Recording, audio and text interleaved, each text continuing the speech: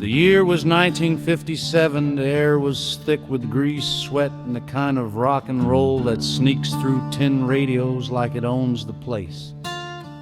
Rows of shiny new cars rolled down the line, all perfect, all identical, and all harmless. All except one. A cherry red Plymouth Fury sat at the end of the conveyor, gleaming like temptation itself. The hood wasn't even polished yet, and it already looked like sin on wheels.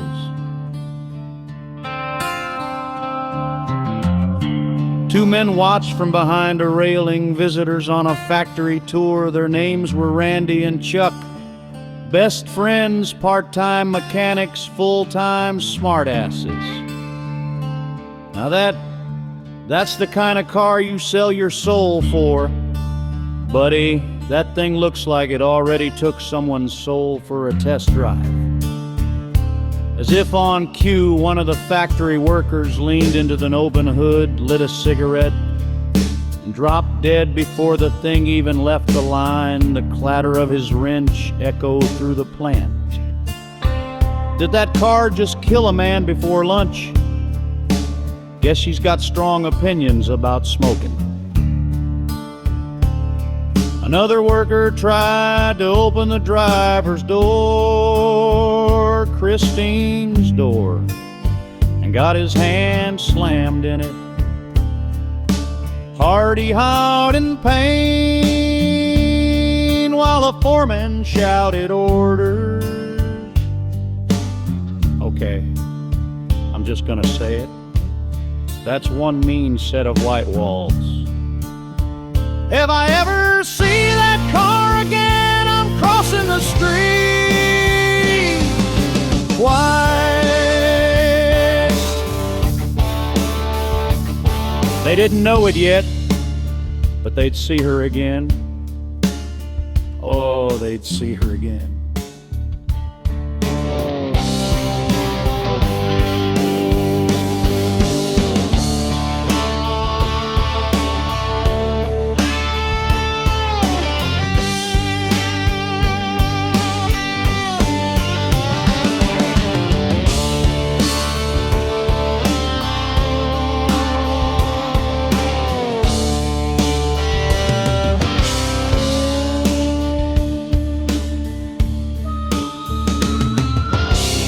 21 years later, Randy and Chuck were standing outside a busted old house on the edge of town, watching a high school nerd fall in love with a corpse, specifically a car corpse.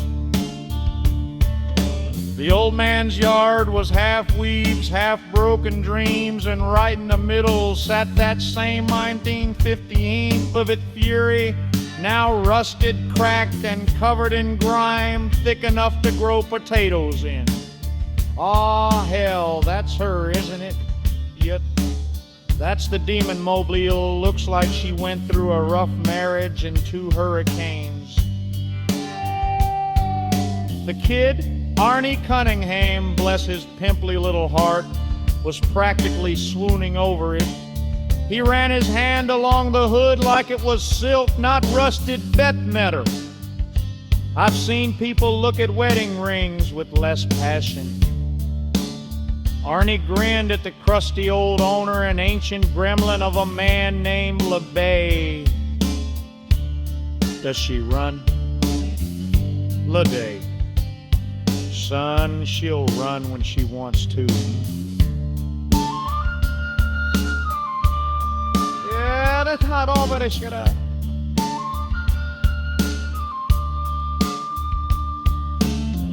I don't trust a man whose furniture smells like embalming fluid. But Arnie, blind to all logic and most forms of hygiene, bought the car anyway. They watched him drive off, coughing through clouds of exhaust and regret. Real, that's the last we'll see of him. Yep.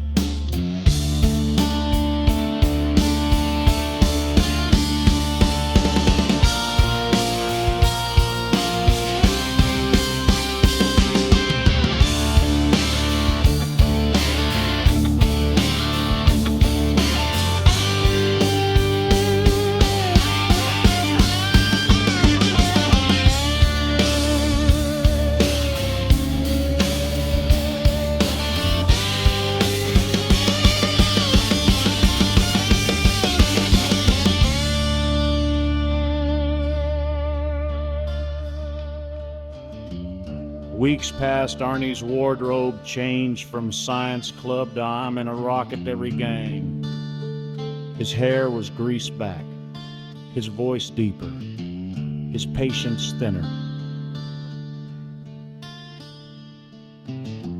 Randy and Chuck knew evil when they saw it, and evil now had fuzzy dice hanging from the mirror. Hey Arnie, when'd you join the mafia? When I met her. Ranting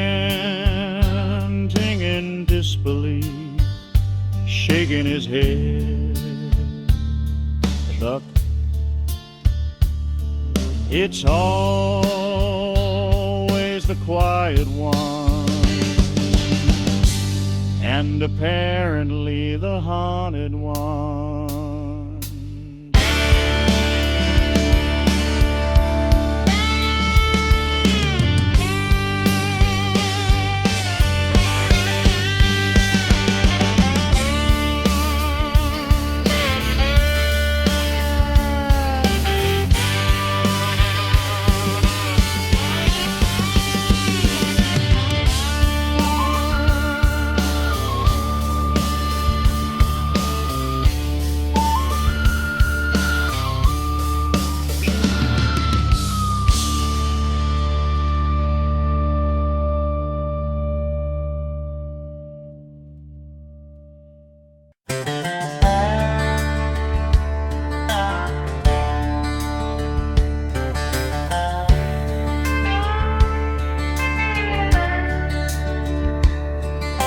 They spotted Arnie at a red light one night. Christine idled like a growling animal. Randy blinked, and Chuck squinted, both silently agreeing.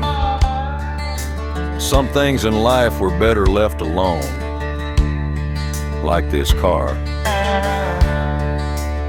Sometime later, Randy and Chuck were parked outside Darnell's garage. Just watching, Randy had a knack for minding other people's business. Chuck was just along for the popcorn. Arnie was inside, hunched over Christine, polishing her like a man possessed. And truthfully, he kinda was Randy. Look at him. He's whispering to it. You think he's saying sweet nothings or tuning instructions? Chuck. Neither. He's probably asking if she wants to go to prom. And here's the weird part, the dent started popping out. The cracked windshield shimmered, smoothing itself like glass being reborn. The chrome gleamed, the rust vanished. Tell me you saw that? I did. And I decided to repress it. Okay. Yeah, let's go. She's doing the exorcist thing. Wait, what if she's friendly now? Randy? Buddy, you saw her kill a man before she had a license.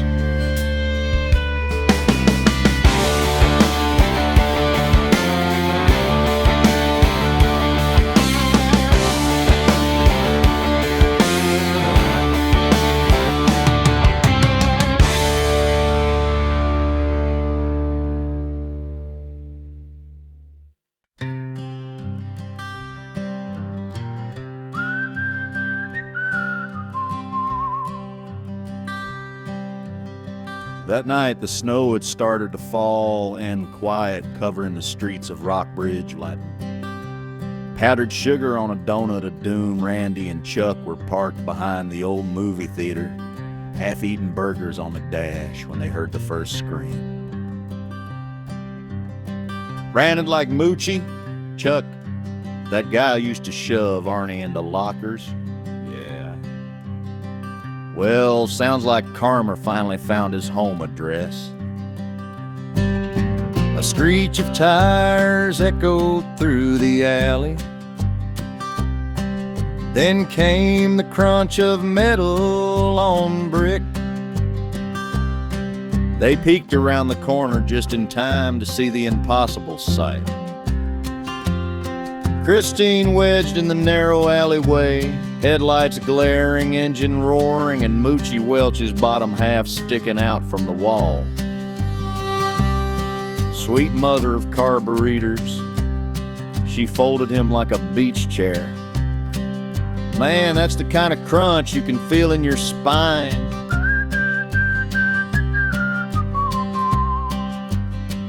For a moment, the car idled. Then the headlights clicked off, silent steam rose from the snow, mingling with something darker. Well, he's dead. Half of him, anyway. They climbed quietly back into the truck. Neither said a word for a full mile.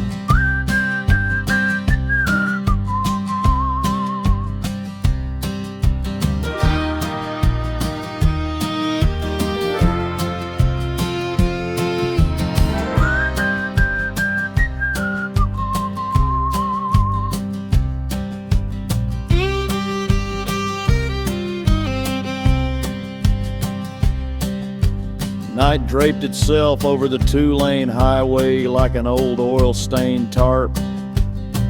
The air was heavy with gasoline and bad decisions, the kind that only ever happened when Randy was driving and Chuck was in charge of snacks. They pulled into Darnell's service station, one of those 24-hour places that somehow always look closed.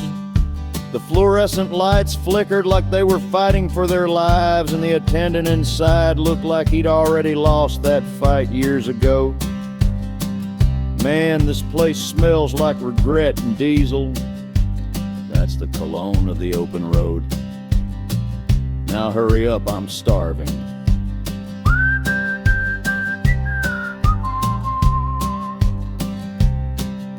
The two made their way toward the small office, but before they could grab their chips and beef jerky, they heard an engine deep and guttural like a monster clearing its throat.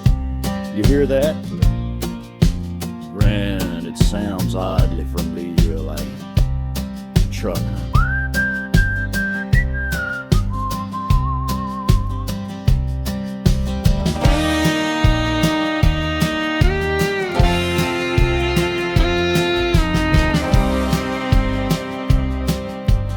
Headlights sliced through the darkness, a shape emerged, glowing orange against the black, a Nagnine 58 printed fury, paint bubble and chrome melting on fire and not caring one damn bit. Oh no, she found us again. Of course she did. We're like the world's dumbest witnesses.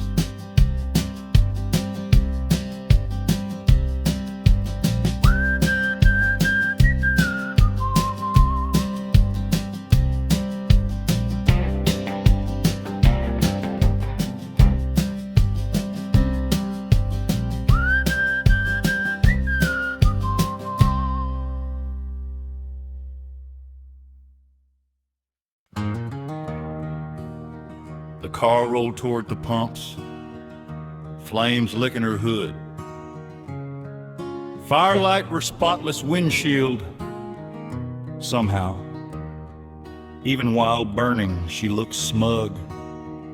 Attendant, hey, you can't smoke near the... Near Randy hit the floor, covering his head as Doritos and flaming debris rained from above. She just blew up the whole dang station. I told you to go to 7-Eleven. They peeked out the shattered window. Christine rolled through the flames like she was taking a victory lap. The inferno swirling behind her. Buddy's old cruise cars were parked nearby. One of them tried to back up, but Christine slammed straight through it, sending metal flying. That car just committed vehicular manslaughter and arson in under 30 seconds. Chuck, she's an overachiever. You gotta respect the work ethic. Okay, we're leaving. I don't care if we have to run on fumes. They scrambled to the truck, sliding across the seat like a pair of terrified raccoons. Randy jammed the key in the ignition, muttering a prayer that started with, "Dear Ford," and ended with, "Please don't let her notice us." Christine turned her headlights toward them, the burning hell car locked eyes, or headlights, whatever, with her rearview mirror. "She's looking right at us, man." "Don't move. Maybe she hunts by motion." "Chuck, drive, drive, drive!" They tore down the highway, Christine trailing just behind, her tires screeching but never faltering. Randy's knuckles were white on the wheel. Chuck was half screaming, half praying. At last, they veered off in the woods, branches slapping the windshield. The headlights disappeared behind them, swallowed by trees and smoke. For a long moment, they sat in silence, panting, surrounded by the smell of burnt rubber and fear. "Chuck, still think she's friendly?" "Randy, buddy, she just turned a shell station into a funeral pyre. Next time we see her, I'm throwing holy water and running. Chuck!" "But next time you're driving, I'm bringing the snacks from home." They decided to follow her. Christine, to see where she was going. Yes, she was on fire, and yes, she was still driving. Buddy Repperton was running down the middle of the road, like a man who just realized karma drives a V8. "Is that Buddy?" "Yeah. Looks like some demon cars chasing him." "Chasing? That thing's barely doing 5 miles an hour, 'cause she likes to savor the kill." Buddy squinting but bared straight down the center line. There's literally a ditch right there. He could just step aside. He never was a smart man. Christine revved once, flames reflecting off her chrome grin, and frittened him like a road pancake. "Baldy's dead! Check! Yeah! Trick! Matter of fact!" "Told you, can't outrun Detroit steel." And just like that, Buddy Repperton became a cautionary tale. Never outrun a hell-bent torrent fury, especially one with attitude, fire, and a taste for revenge.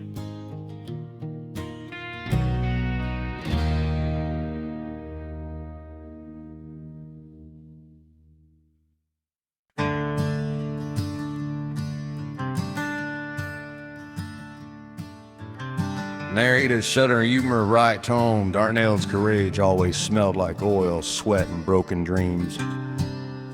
The kind of place where you could get your alternator fixed and your soul judged at the same time.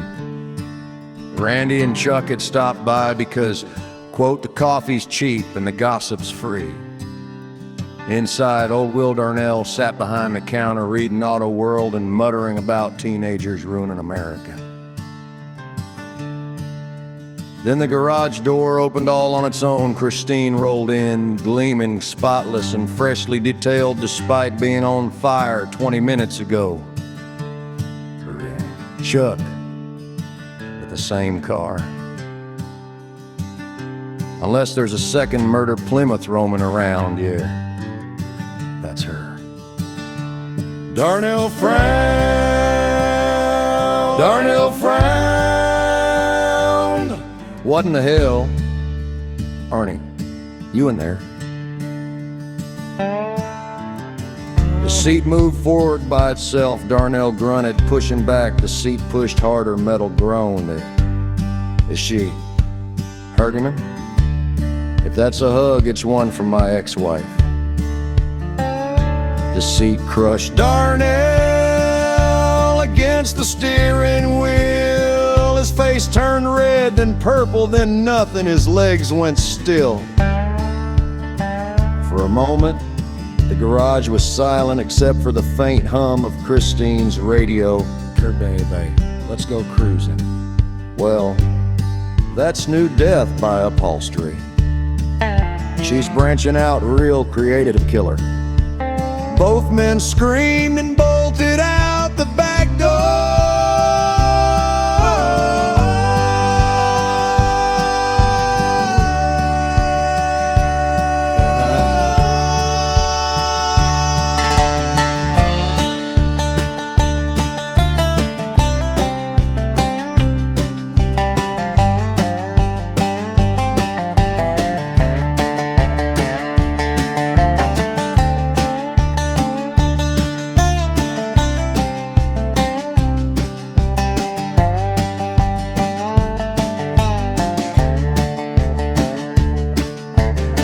By December, Arnie Cunningham wasn't Arnie anymore.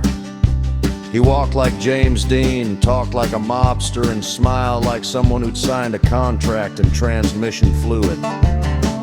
Randy and Chuck tried to reason with him once. It went about as well as telling a drunk not to text their ex. Arnie, buddy, maybe you ought to take a break from the car. She takes care of me better than anyone ever has.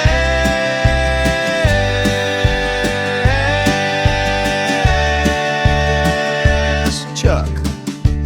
That's what my cousin said before his toaster tried to kill him. And then came the junkyard.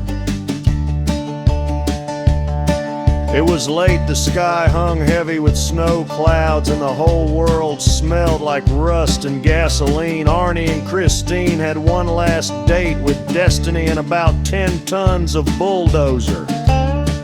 Randy and Chuck hid behind a pile of crushed Buicks while Dennis, Arnie's best friend, and possibly the only sane person left, fired up the dozer. Christine. Engine roaring, low and angry.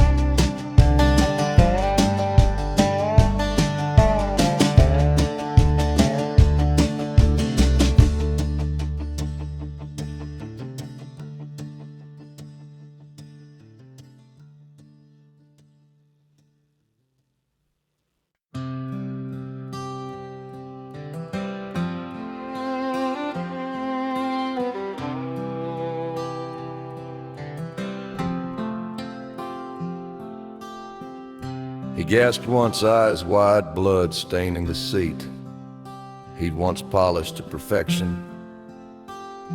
Christine let out a long, low horn blast, not a cry of rage, more like grief. Well, she just offed her own boyfriend. Told you, never mix love and machinery. Always ends messy. Christine backed up, engine howling, and charged again. Dennis rammed her with the bulldozer until her frame folded like a soda can. She finally went still. Smoke rose into the cold air. Arnie slumped, motionless. Christine's radio crackled faintly. We belong together. And fizzled in the scarring. That's kind of sad and also terrifying. Mostly terrifying. But hey, at least she's total.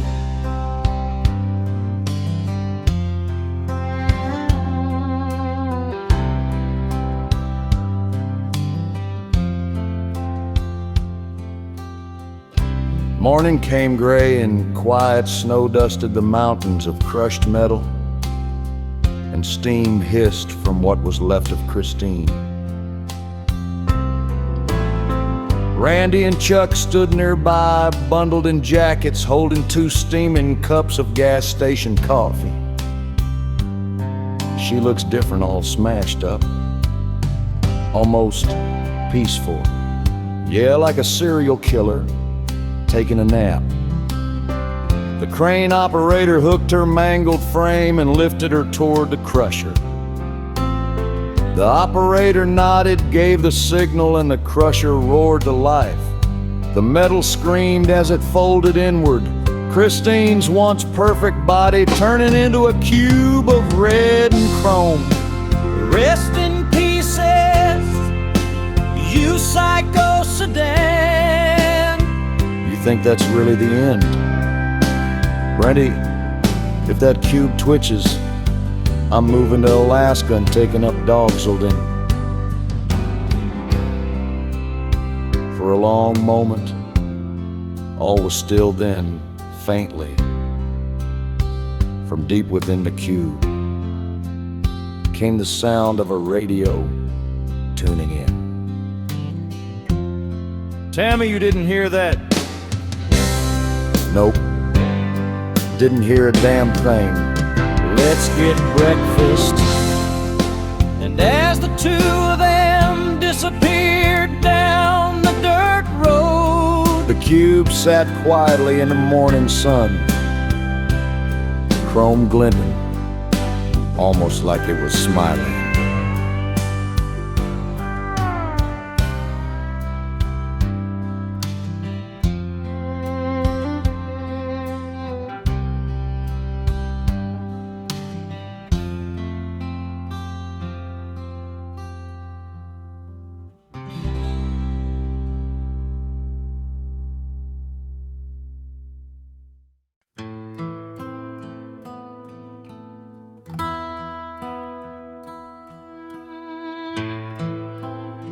Five years later, Randy and Chuck were older, grayer, and even less responsible. They were walking out of a diner on Route 6 when they both stopped dead. Parked across the street was a bright red 1958 Furia. Polished, perfect, waiting. Randy almost. Chuck, you thinking what I'm thinking? Yeah, that's our cue to move to Alaska. They backed slowly toward their truck, the Plymouth's radio crackled to life. You keep a knocking, but you can't come in. Oh, hell no.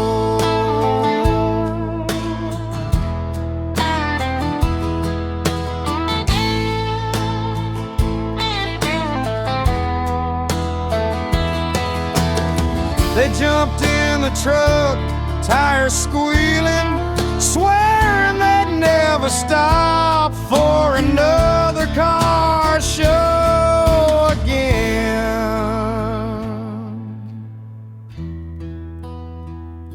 Somewhere behind them, Christine's headlights flickered on, and the chase wasn't quite over.